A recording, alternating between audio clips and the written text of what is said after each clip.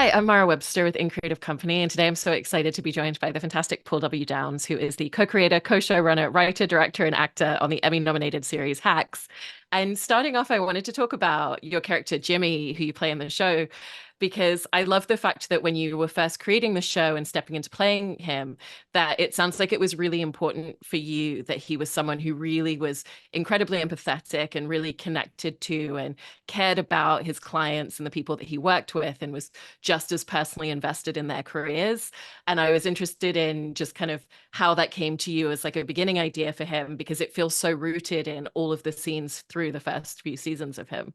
Yeah, I think what was really the driver behind that is that, our show is it's a show about comedy. And, in my experience, the people that I work with on like the agent and manager side, they're all people that love comedy, and they really care about their clients. You see, I think, in film and television, the Ari Gold sort of slick ball buster, and you don't always see the kind of person that I think exists in show business who is somebody who like is a fan of film and television and really wants to help platform their clients. I think a lot of people in the management position just love comedy and love movies and love TV. So that was part of it. And also, in order to, I think, even have the vision to pair Deborah and Ava together, I think you need somebody who's an empath and who actually sees the value that the other could have for each other. And I think, I think if it was like, of course, it could have worked if somebody who was just, tossing a client into the wild of Las Vegas, like that could have played. But I don't know, there was something about also this kid, Jimmy, being sort of the shepherd of his father's client, because his father who passed away represented Deborah. And that was also part of it. We tried to give like real history and backstory to all the characters. And it also made sense why someone like Jimmy might represent like this Vegas diva, someone who's of a different generation than him. It makes a lot of sense why he would represent an emerging comedy writer like Ava.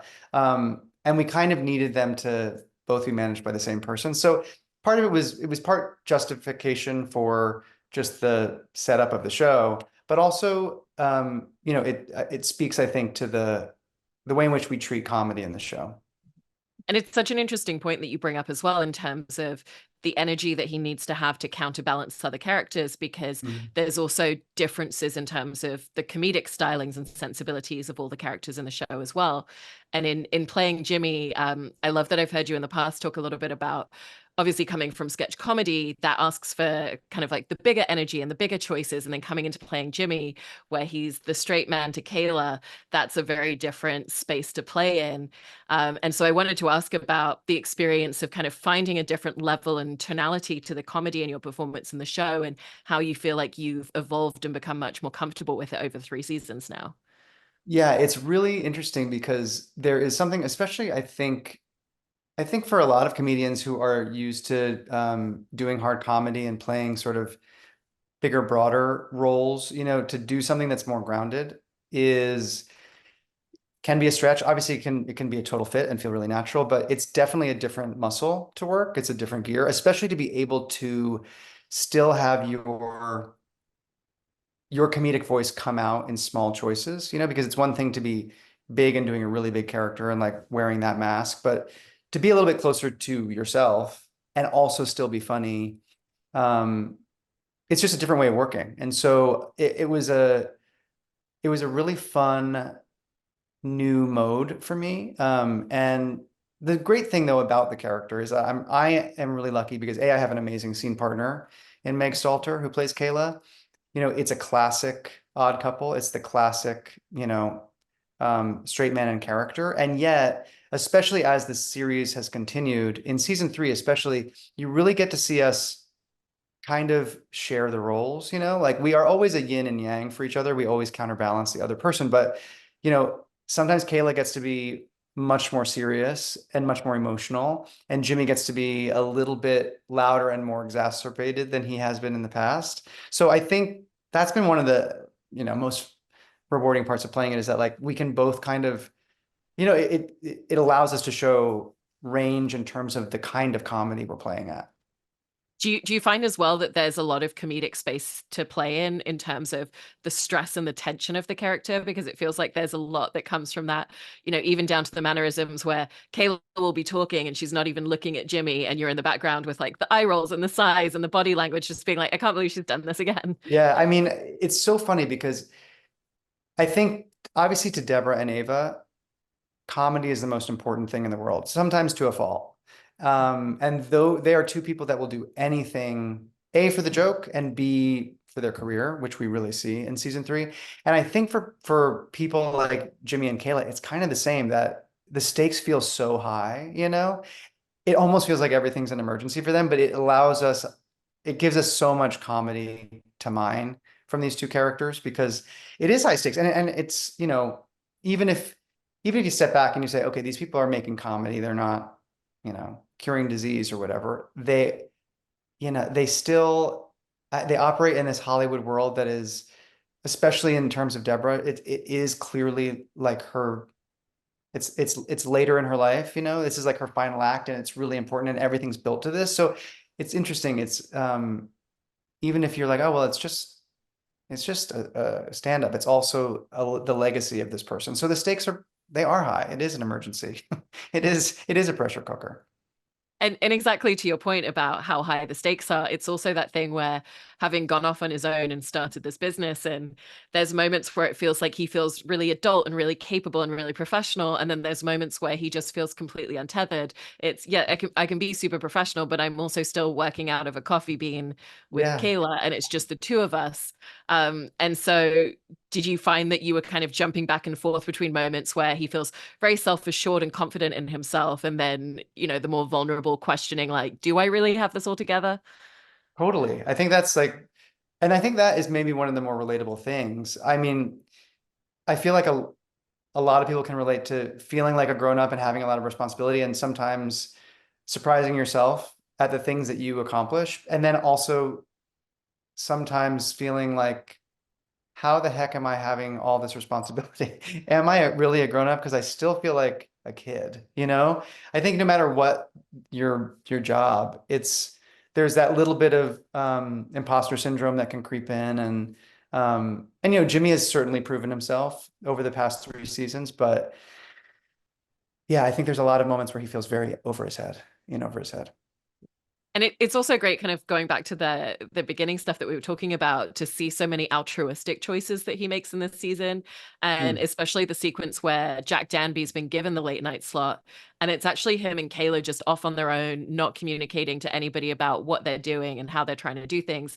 Was that, in the writers' room, a really clear-cut choice that it had to be that way, and it wasn't bringing any of the other characters into the fold of that? Yeah, I mean that was the kind of the heaviest amount of scene work that was sort of siloed from everybody else, because usually we dovetail with the ensemble and certainly with Deborah and Ava, but that did feel like they were off on this quest, which, to be honest, was a very out of the box idea and could have easily failed. I think that's part of the reason why nobody else was brought into the fold in terms of that plan. Um, but it really does, I think, showcase why they are a good team, because Kayla has this really wild out of the box idea to convince this um, sort of hermit to let us make a movie about his family, only so that another comedian can make his passion project to get him out of. I mean, it's such a convoluted scheme, and yet it is the kind of thing that I think weirdly would work. You know what I mean? I think sometimes managers have to have that absolute wild child crazy idea that just actually works. And there's such a specific intention with the mission behind it and the reason that they're doing it, but then there's also a real sweetness that unexpectedly comes into it at the end. And it sounds like you felt like it was important to include the line where he's like, oh, I can't believe this is your first script, to Christopher Lloyd, like, you're really good Yeah. at this. When did you realize that that was also an element that felt like you needed to bring it in to show, yes, it started this way, but actually it's ending very differently? Well, it felt really good to have that script be something that Jimmy actually did believe in, because Jimmy isn't a grifter. He isn't somebody who, I mean, obviously he will go to great lengths for his clients and will kind of do anything for Deborah and Ava, sometimes to a fault, but he's not somebody who is going to manipulate somebody. And so we really wanted to make clear, and actually that was added on the day to be like, I can't believe it's your first script because you are actually a really good writer, because we wanted it to not just be Jimmy blowing smoke and convincing this guy to do something. And maybe that came in part because it was played so sweetly by Christopher Lloyd, and it was something that even in his presence and on the day, it felt like, oh, you don't want this guy to have like, him kind of be tricked and manipulated. We want it to actually be something that maybe is also his dream, that even in his last act of his life, he gets to actually have something he made produce. So in a way, it was like, it also felt a little bit like wish fulfillment, you know? And speaking of some of the things that Jimmy does for his clients as well, I also wanted to talk about the pickleball sequence with Helen Hunt's character, because it's so great. And obviously with Jimmy, the whole setup is, oh, he's really good at tennis, so he's naturally going to be great at pickleball. And I know that you actually trained in pickleball and took Mhm. a bunch of lessons playing with Helen Hunt beforehand, who actually plays all the time. And I heard that people were recognizing her on the courts from the Oh fact that yeah. she's there all the time. And her partner is also super professional in the sport. Yes, yes. Blair Beacon is like very well known in the pickleball world. So we had semi-pros. We were playing against semi-pros, and Meg and I had never ever played in it like a day. So we had a couple lessons with a coach. I've said this before, but Meg did come in Crocs. I should probably tell her that I'm I'm telling everybody this. She came in Crocs, and the coach was like, you should probably wear sneakers because you could turn an ankle. It's like, it is physical. Our next lesson, she did come back in Crocs. So she was method. She was being method because I think Kayla would do that. But yeah, it was really it was really wild to learn a new skill, but also to play with an Oscar winner was pretty cool. It is. And then one of my other favorite scenes for you throughout the whole season is the moment that Jimmy gets to be the one to tell Deborah, you got late night. Yeah. Because that scene means so much, obviously to Deborah. He Yeah. knows how long she's wanted this, but to every single one of them, knowing that they all had a place in that success. Yeah. And so, how did you want Jimmy to go into that scene with all of that in mind? I actually had to like hold back because I felt so emotional giving her that information because the character is so real to all of us now. I mean, Jean embodies her so beautifully and it feels like a real person. And also, especially, you know, being a writer and creator of the show, it is like a big moment for this character. And I've lived with this character now since 2015 when we were first talking about the show, myself and Jen Statsky and Lucia Agnello. So yeah, I knew that it was going to be a big moment for her, but I didn't realize how much it would actually move Jimmy, and it was something that because you never want to go too much. So I actually had to hold back, but it was very easy to do it, even though, because we probably did like 8 takes, because it's very, handheld. He's running to the door, she's running out. And so, of course, there's like all the technical issues of focus and people standing in the right place and all that. So we did have to do it a lot of times, but it was not hard to have the feeling of pride and I guess part pride, part relief, part just pure happiness for her. It is like it's one of the happiest moments we've gotten to show on screen in Hacks. Yeah, I remember like it genuinely gave me chills like every time I've watched Oh, that sequence. thank And you. I love even that you're bringing up the creative choice of pulling something back and holding it in a little bit, because it feels like there's a lot of moments where choices can go in either directions. And Mhm. in talking about one sequence in particular, when Ava and Deborah have the argument because Ava's found out you didn't offer me the head writer position when you could have, not Mhm. because you weren't able to. And it sounds like that there was a specific choice to have Deborah hold back, like that she could have been more vulnerable in that moment, and that you tried different options. And so I wanted to ask about just finding that moment of feeling like the right choice for her, and the thing that was going to give it the weight was to actually have her pull it in a little bit more. Yeah, I mean, that was an amazing scene to watch because both Hannah and Jean are so good. And it was crazy because, I've been lucky enough to work with really great actors on a lot of different things, and I've never seen like a script supervisor like wiping her eyes every single take because they were both so good. And it was so touching, you know, because it was such a hard thing for Ava to confront that this woman had betrayed her creative collaborator, her best friend. Um, and I will say when because we shot Hannah's side of the scene first, Gene was a lot more emotional just listening to Hannah because Hannah was so good in that scene. I mean, it's an amazing performance.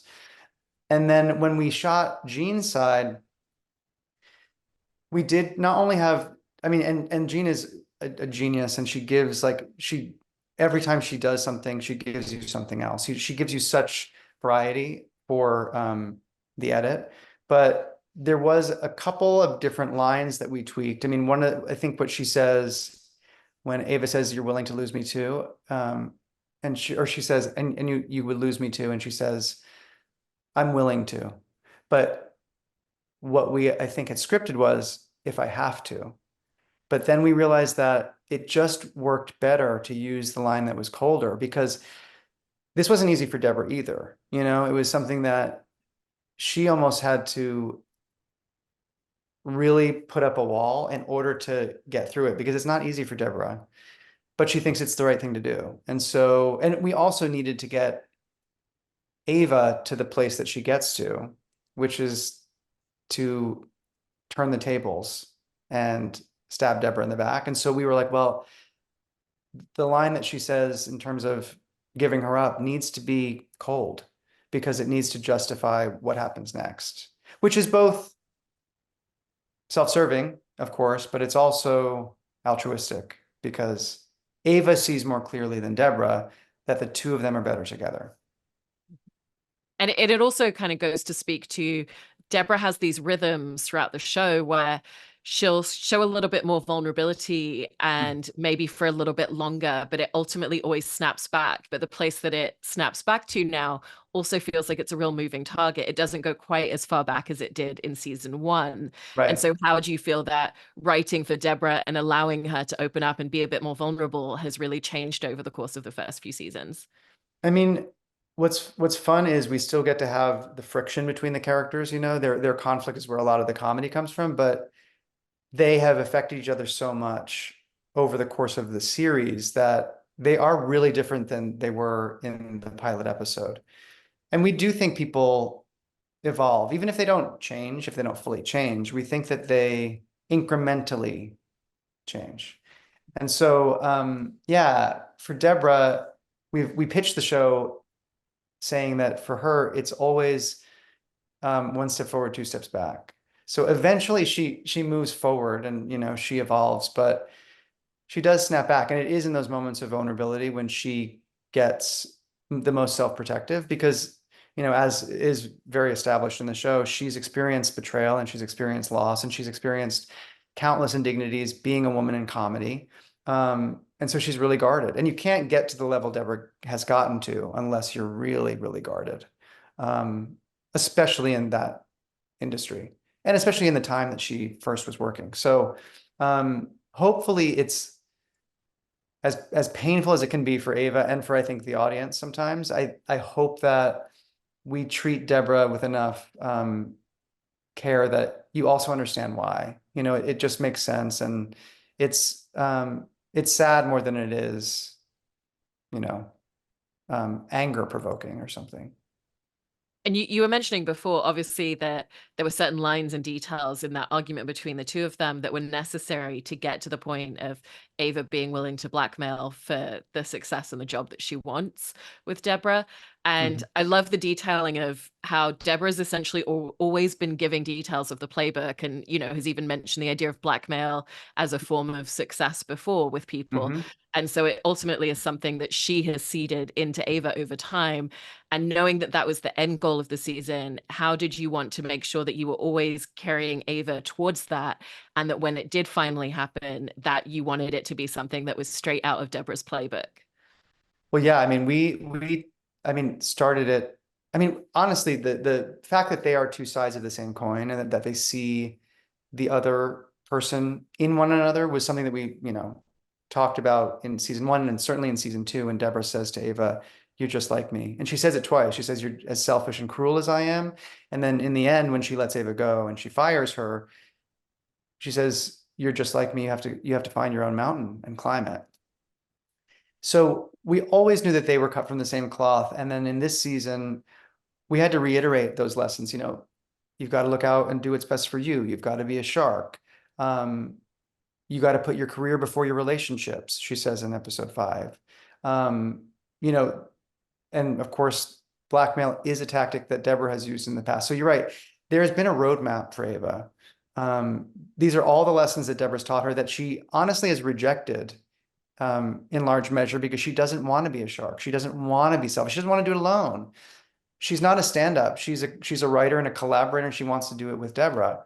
And, she says in season 2, "My mountain is your mountain." And I think what we do together is better because of our relationship. So yeah, I think we hopefully gave her the right lessons to learn, even if, and we'll see. It was employed potentially at the risk of the greatest relationship of her life so far. And speaking of end goal for characters as well, and going back to Jimmy and Kayla and where they end up at the end of the season, Jimmy has to viably see Kayla by the end of season 3 as someone that is a partner to him and isn't an assistant to him. And so as much as he continues to lament her mistakes, and there's a lot of comedy that's drawn for that, how did you kind of similarly set up a roadmap to make sure that it was going to feel very realistic that Jimmy, who has constantly tried to push her away, would actually be welcoming her into his arms by the end of the season? Well, I think it's by virtue of the fact that her wild out of the box ideas are part of the reason Deborah got this job. If it wasn't for Kayla saying, "I booked us time on a pickleball court because it's the pet passion project of this executive," or, "We're going to go after the rights for this biopic so that we can get her competitor out of the running." Those are moves that I don't think Jimmy would have ever done alone. And it's really because of her and their teamwork that Deborah's gotten this job. Of course, Deborah's put in the work. It's her talent. She deserves the job. But, Kayla was really instrumental in that. So I think, we tried to really make it clear to Jimmy over the course of the season that he is also better with Kayla. I mean, they are kind of a weird wacko version of Deborah and Ava. They are two people that are so different, and really, I think, deal with their lot in life differently because both of their fathers started this management company that they first were working at. Kayla's somebody who leans into privilege. She's like, "Yeah, use it." Jimmy's like, "I don't want anyone to know that. I want to make a name for myself and prove myself." But their different styles actually make for a great team. And so it was late in the season that we realized we wanted Jimmy to stand up for Kayla, but then for Kayla to say, "Hey, I don't want that. You didn't consider me." That was sort of like a late addition because we knew we wanted her bully to potentially come into her life, but her using that moment to say, "Actually, I don't know if this is the right career for me. I'm not made to feel good a lot. I got to get out of here," is what then led us to that last scene on the airplane. And it's such a brilliant turn to have two people working together and one of them having to make a business proposal in front of an audience on a plane in the style of a rom-com. And so what was the roadmap to figuring out what are the rom-com beats that we want to get, down to having the woman who's so excited to film it and is like, "She said yes," and it just raises his frustration more and more every beat as well. It was so fun. I mean, that was so fun. And actually, that was crazy because that came very, very late. We were actually scouting a location for a different scene. The final scene was going to be that Kayla did sort of a wellness retreat, and she was in a silent, she was in like one of those Integratron domes doing like a silent retreat. And so Jimmy has to like make his plea by whispering. And it was, we loved the scene, but it just didn't feel like there was enough because Meg was on a silent retreat. There didn't feel like there was enough Kayla. And also, we just wanted to be more climactic. And then so very, very late in the process, we figured out that part of the charm of these two characters is this warped will they, won't they, and that is the flames of that are fanned by Kayla, certainly. But we were like, oh, doing sort of a rom-com running onto a plane moment is really fun. And then it was even more fun to shoot it because it really comes to life because of our guest actors and because of our background actors. reacting to it. It was so fun for Meg and I. And we came off that, little, very warm at the time airplane set. And a lot of our crew had gathered around the monitor to watch because it was a scene that we were going to shoot before the strike. And then the dual strikes happened. So it kept getting pushed and pushed and pushed and pushed. And so it was like our last week of filming, we got to finally do it. And it was really fun. And I also think the show is so good at writing for supplementary characters, and whether it's a woman on the plane who's so excited at the idea of a proposal for one scene, or it's Caitlin Olsen coming in at real pivotal moments for Deborah Vance. Yeah. And I think the three of you are so good at writing such depth into each of the characters, even if they're just coming in and out for a few scenes. And so how do you set about making sure that you're giving the audience whatever context they need for a character, and also making sure that it not only brings more about the characters who are already on screen throughout the episode, but also that it brings something new for the audience at the same time? Well, thank you. That's very nice. I should start by saying I think that you're feeling that way is in large part because of the actors. We have such great actors that play the parts, whether it's Caitlin Olsen or again, any of our guest actors that come in for a day. We're so lucky that we've worked with such great people that have elevated the writing. But I think one sort of a North Star for us is, and especially again, because it is a comedy, like we really want to make sure that no matter who it is, if there's someone coming in for a day, because as an actor, I've read for roles that are sort of day play or guest star roles. And oftentimes those people service the main story and move on.